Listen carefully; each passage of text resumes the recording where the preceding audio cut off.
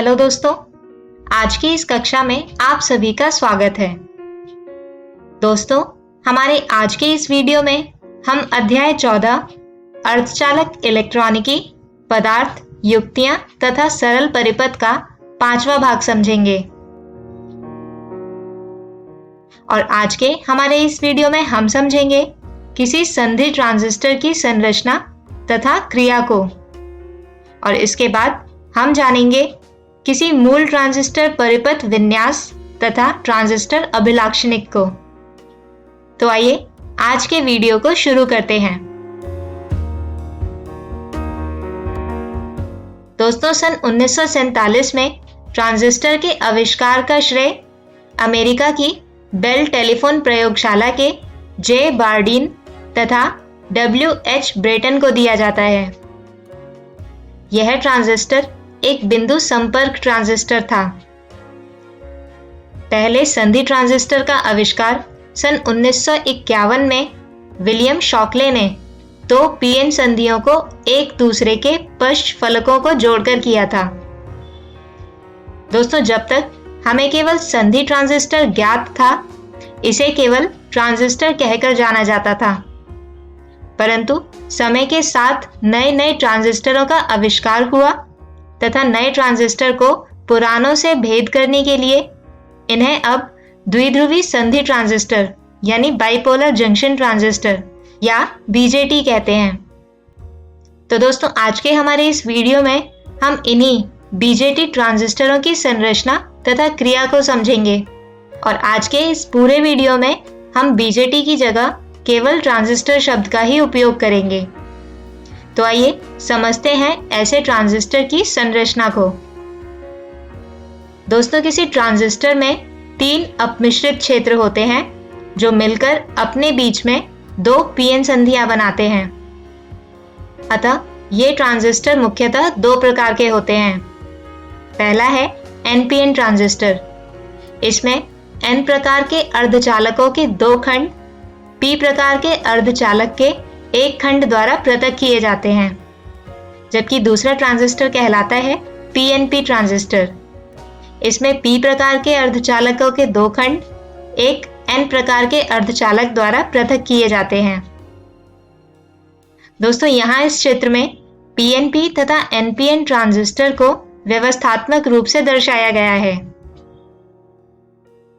Transistor के इन तीनों खंडों की मोटाई तथा इनका अपमिश्रण स्तर भिन्न भिन्न होता है। पीएनपी तथा एनपीएन ट्रांजिस्टरों को निरूपित करने वाले व्यवस्थात्मक प्रतीक यहाँ इस चित्र में दर्शाए गए हैं, और इन प्रतीकों में तीर के चिन्ह ट्रांजिस्टर में प्रवाहित रूढ़ धारा यानी कन्वेंशनल करंट की दिशा को दर्शाते हैं। आइए दोस्तों, अब जानते हैं कि इन ट्रांजिस्टर के तीनों भागों को आखिर कहा क्या जाता है। तो दोस्तों, पहला भाग कहलाता है उत्सर्जक यानी एमिटर। यह एक मध्यम साइज का परंतु अत्यधिक अपमिश्रित क्षेत्र होता है। यह ट्रांजिस्टर में प्रवाहित धारा के लिए बहुसंख्यक आवेश की अत्यधिक मात्रा में आपूर्ति करता है। जबकि दूसरा भाग कहलाता है आधार यानी बेस। दोस्तों, यह केंद्रीय खंड होता है। यह अत्यंत पतला तथा कम अपमिश्रित होता है। और वहीं तीसरा भाग कहलाता है संग्राहक यानी कलेक्टर। दोस्तों, यह खंड उत्सर्जक द्वारा प्रदान किए गए बहुसंख्यक आवेश वाहकों के अधिकांश भाग का संग्रहण करता है। संग्राहक फलक साधारण अपमिश्रित होता है, परंतु साइज में यह उत्सर्जक से भी बड़ा होता है। तो दोस्तों, जैसा कि हम पहले ही देख चुके हैं कि किसी पीएन संधि के प्रकरण में संधि के आर पार एक हासी क्षेत्र बन जाता है। अर्थात किसी ट्रांजिस्टर में उत्सर्जक आधार संधि तथा आधार संग्राहक संधि पर हासी क्षेत्र बनते हैं। इसके अतिरिक्त ट्रांजिस्टर का बायसन भिन्न भिन्न प्रयोजनों के लिए भिन्न भिन्न प्रकार से किया जाता है। दोस्तों, ट्रांजिस्टर का मूल रूप से आविष्कार प्रवर्धक की भांति कार्य करने के लिए किया गया था, जो किसी सिग्नल की आवर्धित प्रति उत्पन्न करता है। तो सबसे पहले हम यहाँ यह जानेंगे कि ट्रांजिस्टरों को प्रवर्धन क्षमताएं प्रदान कौन करता है। दोस्तों, ट्रांजिस्टर अपने उत्सर्जक आधार संधि के अग्रदिशिक बायसन तथा आधार संग्राहक संधि के पश्चदिशिक बायसन में प्रवर्धक की भांति कार्य करता है। इस स्थिति में इन बायसों को क्रमशः VCC तथा VEE द्वारा दर्शाया जाता है। जब ट्रांजिस्टर को इस ढंग से बायसित किया जाता है तो इसे सक्रिय अवस्था कहते हैं। हम उत्सर्जक तथा आधार के बीच वोल्टता को VEB तथा संग्राहक और आधार के बीच की वोल्टता को VCV द्वारा निरूपित करते हैं। दोस्तों, यहाँ इस चित्र में आप देख सकते हैं कि दोनों विद्युत प्रदाय अर्थात VEE तथा VCC को उभयनिष्ठ टर्मिनल आधार से जोड़ते हैं, जबकि इनके अन्य टर्मिनल उत्सर्जक तथा संग्राहक से संयोजित होते हैं। आइए दोस्तों, अब हम ट्रांजिस्टर में धारा वाहकों के पथों पर गौर करते हैं। तो यहाँ पर उत्सर्जक आधार संधि पर अग्रदिशिक बायसन तथा आधार संग्राहक संधि पर पश्चदिशिक बायसन होता है। इसके अतिरिक्त अत्यधिक अपमिश्रित उत्सर्जक में बहुसंख्यक वाहकों की उच्च सांद्रता होती है, जैसे कि PNP ट्रांजिस्टरों में होल तथा NPN ट्रांजिस्टरों में इलेक्ट्रॉन बहुसंख्यक वाहक होते हैं। अब ये बहुसंख्यक वाहक आधार क्षेत्र में अत्यधिक संख्या में प्रवेश करते हैं। आधार अत्यधिक पतला तथा कम मात्रा में अपमिश्रित होता है, अतः वहां पर बहुसंख्यक वाहकों की संख्या कम होती है। दोस्तों, PNP ट्रांजिस्टर में आधार में क्योंकि यह N प्रकार का अर्धचालक है, अतः बहुसंख्यक वाहक इलेक्ट्रॉन होते हैं, जबकि उत्सर्जक से आधार में प्रवेश करने वाले अधिकांश होल वहां उपस्थित इलेक्ट्रॉन की कम संख्या को अपने में समा लेते हैं। दोस्तों, क्योंकि आधार संग्राहक संधि पश्चदिशिक बायस होती है, जिसके कारण ये होल जो संधि पर अल्पांश वाहक के रूप में प्रतीत होते हैं, संधि को आसानी से पार करके संग्राहक में पहुंच जाते हैं और इसी कारण आधार को पतला बनाया जाता है, जिससे कि होल स्वयं को पश्चदिशिक बायसित आधार संग्राहक संधि के निकट पाकर आधार टर्मिनल पर ना जाकर संधि को पार कर जाएं। इसके अतिरिक्त आधार में उपस्थित होल या तो बाहर से आने वाले इलेक्ट्रॉनों से संयोग करने के लिए आधार टर्मिनल की ओर गति करते हैं अथवा संग्राहक में प्रवेश करने के लिए संधि को पार करके संग्राहक टर्मिनल पर पहुंच जाते हैं। दोस्तों, अग्रदिशिक बायस होने के कारण एक बहुत बड़ी धारा उत्सर्जक आधार संधि में प्रवेश करती है, परंतु उसके अधिकांश भाग को पश्चदिशिक बायसित आधार संग्राहिक संधि की ओर भेज दिया जाता है तथा आधार से आने वाली धारा संधि में प्रवेश करने वाली धारा का एक बहुत छोटा अंश होती है। अब यदि हम अग्रदिशिक बायस संधि को पार करने वाली होल धारा तथा इलेक्ट्रॉन धारा को IH तथा IE से निरूपित करें, तो अग्रदिशिक बायस डायोड में प्रवाहित कुल धारा IH तथा IE का योग होगा। और दोस्तों, विभिन्न प्रेक्षणों से यह प्राप्त होता है कि उत्सर्जक धारा IE, IH तथा IE के योग के बराबर होती है, परंतु आधार धारा IB इन दोनों के योग से बहुत कम होती है, क्योंकि IE का अधिकांश भाग आधार टर्मिनल से बाहर आने की बजाय संग्राहक में चला जाता है। अतः आधार धारा उत्सर्जक धारा का एक बहुत छोटा अंश होती है। दोस्तों, बाहर से उत्सर्जक में प्रवेश करने वाली धारा उत्सर्जक धारा IE के बराबर होती है। इसी प्रकार आधार टर्मिनल से निर्गत धारा IB है तथा संग्राहक टर्मिनल से निर्गत धारा IC है। अब किरचॉफ नियम के संधि अनुप्रयोग द्वारा हम लिख सकते हैं कि उत्सर्जक धारा अर्थात IE संग्राहक धारा IC तथा आधार धारा IB का योग होता है। इसके अतिरिक्त हम यह भी पाते हैं कि IC लगभग IE के ही बराबर होती है। दोस्तों, किसी PNP ट्रांजिस्टर में धारा उत्सर्जक से आधार में प्रवेश करती है, जबकि NPN ट्रांजिस्टर में धारा आधार से उत्सर्जक में प्रवेश करती है। और जैसा कि हमने कहा कि उत्सर्जक में तीर शीर्ष रूढ़ धारा की दिशा को दर्शाते हैं।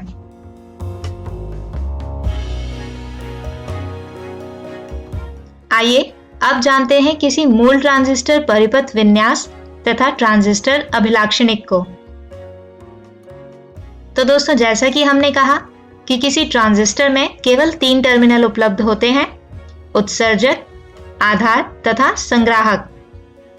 अतः किसी परिपथ में निवेश या निर्गत संयोजन इस प्रकार के होने चाहिए कि इनमें से कोई एक निवेश तथा निर्गत में उभयनिष्ठ हो।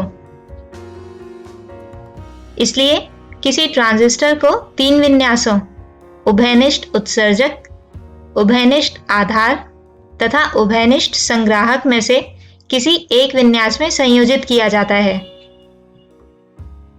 दोस्तों, ट्रांजिस्टरों का अधिक व्यापक उपयोग उभयनिष्ठ उत्सर्जक यानी CE विन्यास में किया जाता है। इसके अतिरिक्त NPN सिलिकॉन ट्रांजिस्टरों का उपयोग अधिक सामान्य है। इसीलिए हम अपने इस वीडियो में आगे किसी NPN सिलिकॉन ट्रांजिस्टर के लिए CE विन्यास को लेकर ही चर्चा करेंगे। आइए अब हम इस उभयनिष्ठ उत्सर्जक यानी CE विन्यास में किसी ट्रांजिस्टर के अभिलाक्षणिक गुण को समझते हैं।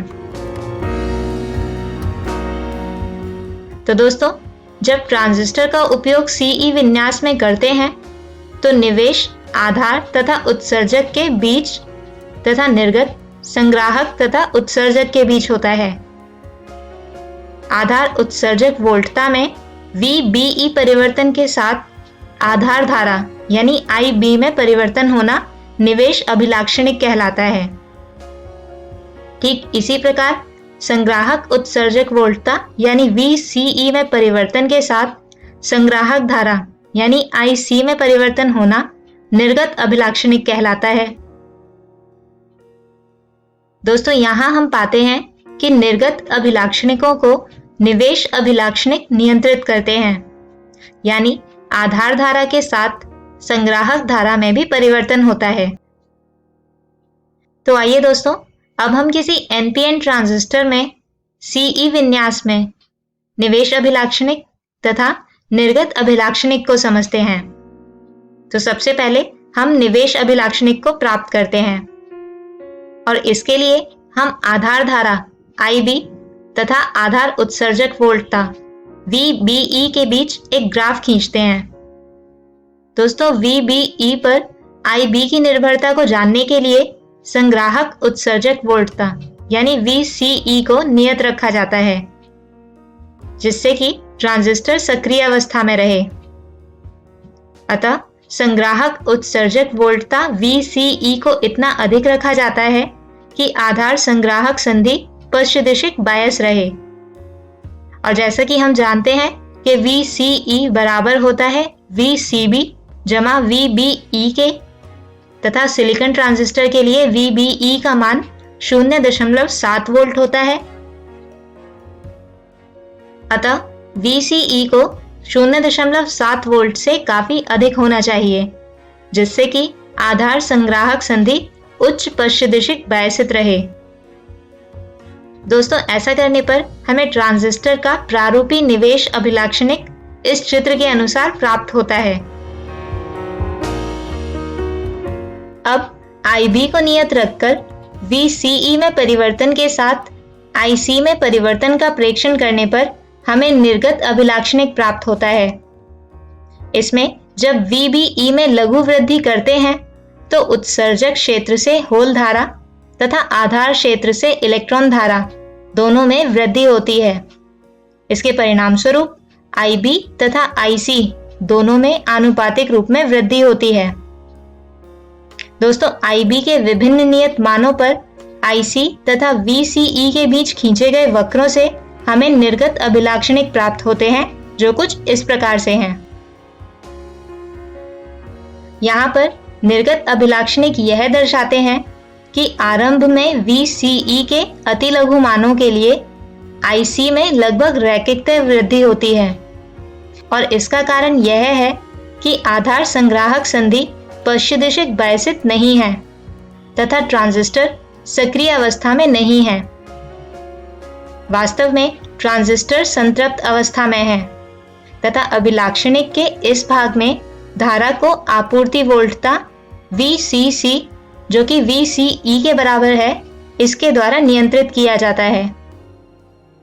इसके बाद जब VCE का मान आधार संग्राहक संधि को पश्चदिशिक बायसित करने के लिए आवश्यक वोल्टता से अधिक होता है तो VCE में परिवर्तन के साथ IC में बहुत कम वृद्धि होती है।